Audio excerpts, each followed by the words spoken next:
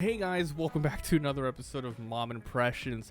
I just finished playing a lot of Scarlet Nexus, and I have a good amount of things to say about it, hopefully helping you, whether or not you want to pick it up or not. So, first things first, is it good? Do I recommend it?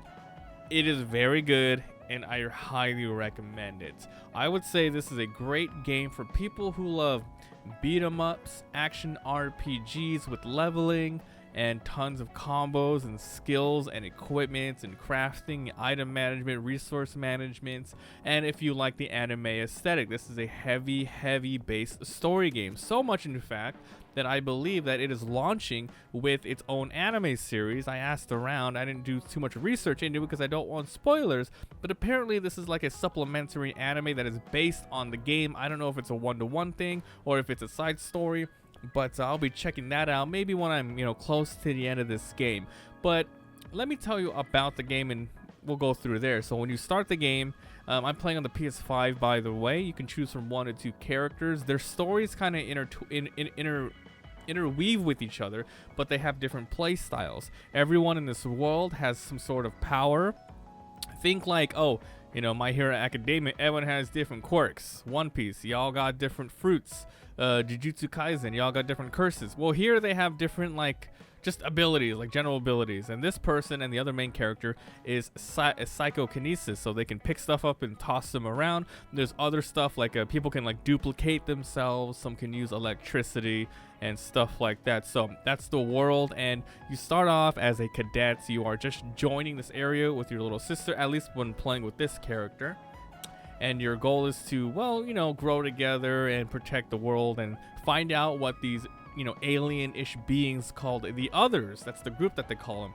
They're like giant monsters that are somewhat deformed from earthly sort of materials. Like there's some stuff that are made out of garden plants and trash cans and etc. So you're going to be fighting a ton of these. These are called Others, and there's giant major Others, which are big bosses. So as you go through the ranks of cadet, you find new people, you learn about their backstories, and you ultimately go through a story that is very similar to watching anime. Now, like I said, this game is heavy story based. There's so much cutscenes that it could get overwhelming at times.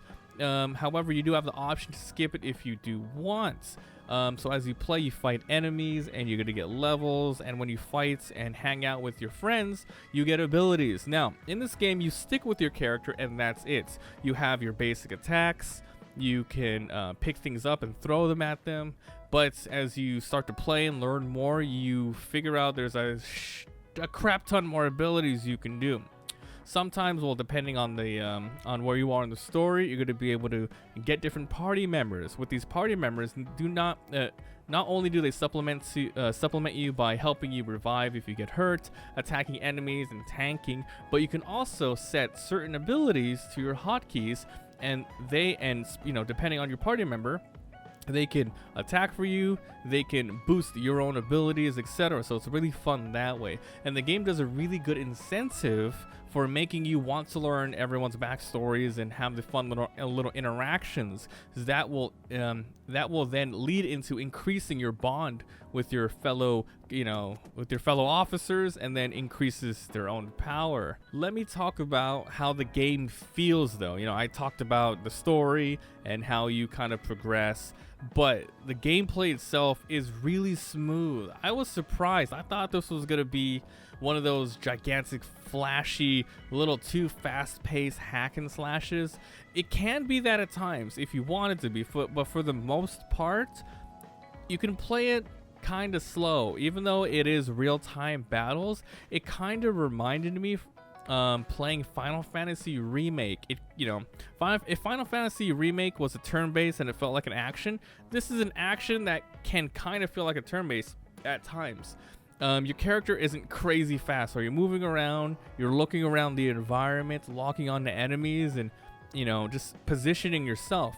You are not invincible. You have attacks that have a little bit of delay after them, so you really have to plan out your moves, and you have a lot of different moves. You can chain regular attacks, you can do fierce attacks, which increases your your psychic bar, and when your psychic bar is up, you can pick up items and just toss them. You can interweave them between your combos and end with them. You can do finishers, and as you keep leveling up, you learn new things like, oh, double jump, an extra dash maybe during the air, extra combos to add on. It feels really good, and like I said, it's not as fast as like a God of War or Devil May Cry, but it does feel more strategic, and when things work out, it's really cool. It can be super flashy as well, especially when you're activating your party members' abilities. Their giant portrait comes up on screen, you get to hear some voice lines, and there's just a lot of stuff going on here. The game is highly charming, and there's a lot going on here. The visuals are amazing. Like I said, I'm playing on a PS5, and it's not like a hyper-realistic game,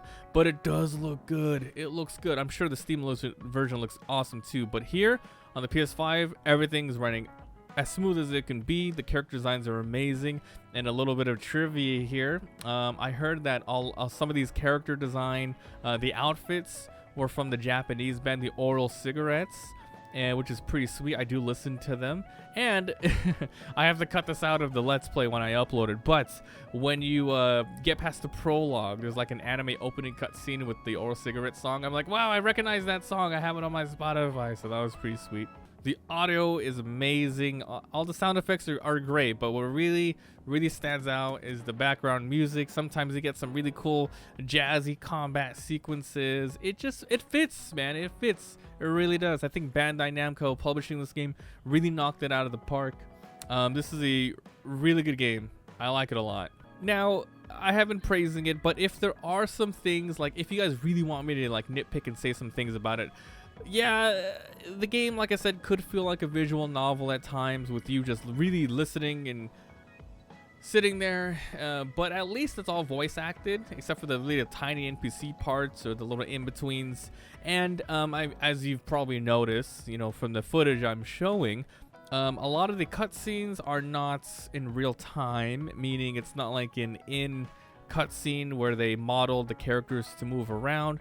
It is like manga panels where they switch to a new panel, the characters are positioned and it's pretty static, and then sometimes their headshot shows up and they talk a little bit with their mouth flapping open a little bit. The first I saw that, I'm like, okay, what the hell are they doing here? It kind of feels like an anime that it's trying to save a lot of money on time and animation by just not having like a lot of stuff going on. But you know, I get it. The reason why they're doing this is because there is so much interaction, so much interactions that it would be too much. I get it. It's totally fine. But yes, it's a little slow at the beginning. I'm not gonna lie, a little slow. But like I said, if you get through it, it picks up a lot. There's a lot of ways to customize your character and equipment, and it's really fun unlocking the visual costumes. You can put costumes on yourself with different outfits, and then you can add little tiny accessories like glasses, goggles, hats, charms, and you unlock a bunch. And it's cool because every time you unlock that, you unlock it for not only your character but for your party members, so you can have them match and stuff. It's pretty sweet. So Scarlet Nexus, this was a really hyped up game. You know, it was all over the place, you know, all over E3. The anime's coming out. They really want people to play this, and I do have to say, it's good. It is high quality in voice acting, English and Japanese, the art style, the graphic design, the characters. Okay, you can say it's a little generic, like, oh, it's just like two houses coming together. Everyone's quirky. They have their own abilities. But I mean, what else are you gonna do?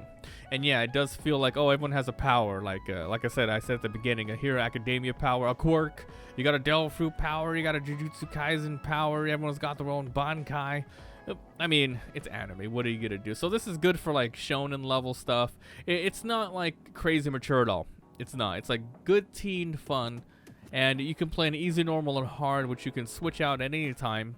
And the game didn't say if there's any benefit from doing hard mode. Like, oh, is it just bullet sponges, more attacks? Do you get more experience? So but playing on normal, it's perfectly fine as it is. It's not too hard. It's not too bad.